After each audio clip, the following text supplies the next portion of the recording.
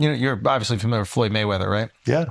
And I'm a big boxing fan. I was watching his career, and I helped him when he wrestled for us and fought Big Show. I helped train him for that. How was he in training? Was awesome. he? And he was like, good listener, and he was down to do whatever went through. I say this all the time. He would show up with like this massive entourage, everybody hooting and hollering and just crazy and all that stuff. And we'd talk for a little bit, and then he'd be like, all right, you want to get down to work? And I'd be like, yeah. And he'd whistle or something, and he'd be like, all right, business, everybody out. And everybody would stop talking. Anybody that stayed would stop talking. Everybody else would get out of the room. And he was like a laser focus. Wow.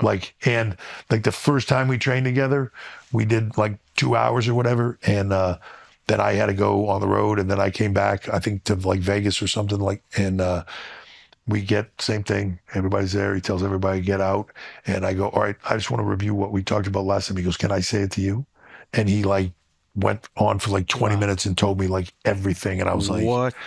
Damn, all but right. That's like an unbelievable amount of discipline. Like the thing about Floyd is there's the antics and there's the character, whatever. But like when you watch him in the ring, he's like a huge WWE fan, right? Growing up, so like that's where the whole Money Mayweather thing that came makes from. so much sense. He had that conversation with me about like, look, I knew Pretty Boy Floyd was only going to get so far. Yep. You can make the argument that I was the greatest boxer, but the real argument is what's the greatest box office and how do you make that? I need to create a character, and I need an avenue in which to sell that character.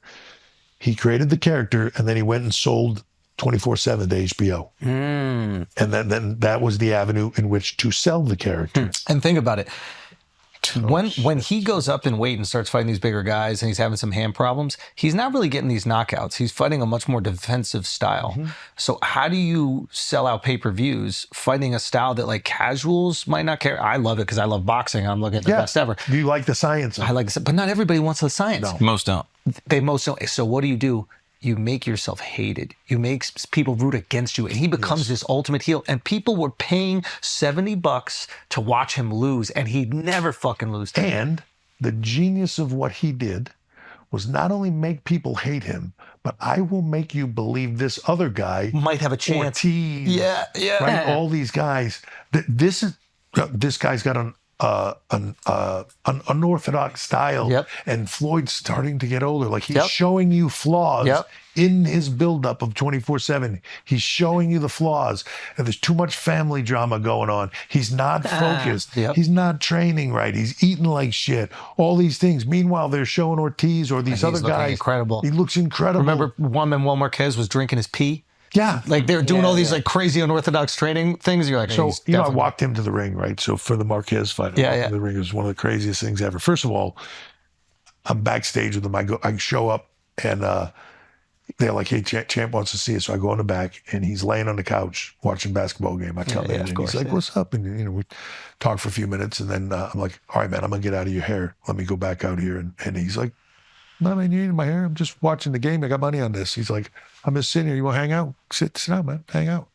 So I'm like, okay. So I sit down for a few minutes. We talk a little bit. As soon as it's breaking the conversation, I'm like, all right, man, I'm going to get out of your way and let you do your thing. He's like, I'm telling you, man, I'm just sitting here. I said, well, I know it's game day, man. I know you got shit to do. He's like, if I haven't done all the shit I need to do before today, I'm fucked. I've already lost. Yeah. I've done everything there is to do. Ain't nothing going to change it now. I'm going to put my gloves on a little bit. You sit through the whole thing. I'm going to start to warm up. Then I'm going to go out there and fight. Yeah. Simple as that. And like, okay, I sat down and he just went back to watching the game like he was Saturday any other day, on his right? couch. Yeah. And then the other crazy thing was I sit there. At one point, he's talking shit to like Bernard Hopkins. He's in the corner. Marquez is throwing punches at him, and he's leaning back, talking shit in between bobbing and weaving, talking shit to fucking Bernard Hopkins, which I'm like crazy. Yep.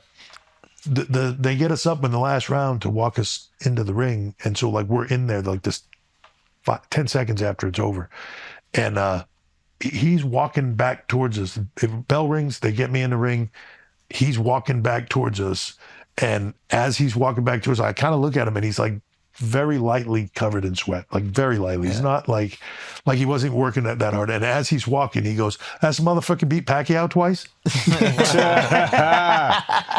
I was like, Jesus, this guy is just, it's just too much. But right? he got it. He got the storytelling. He understood it. That ability, how many people did he make you believe this is the guy. Yeah.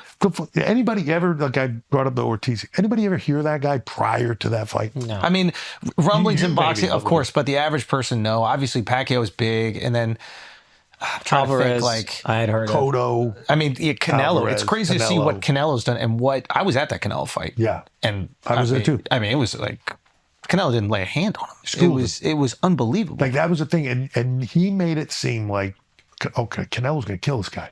And then he walked in there. Like the part when Canelo throws a big wild punch and he looks over there to see like, who are you trying to punch? Yeah. You know, like just, but that's the shit why people, every time they wanted to see him, somebody please shut this guy up and knock him out. And then he would, you know, just go in there and it almost like it was easy.